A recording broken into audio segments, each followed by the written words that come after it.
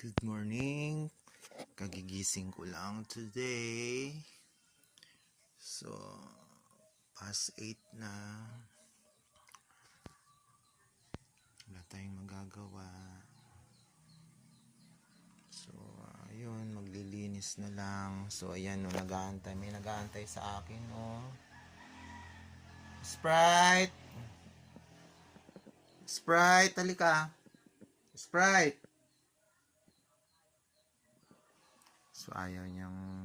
Ayan na si Sprite. Hello, saan tayo pupunta? So, nag-aantay siya. Kasi... pupupo siya at iihi. Hindi pa ako lumalabas ng kwarto. Ayan, sandali lang ha. So, ito na guys. Lalabas na ako.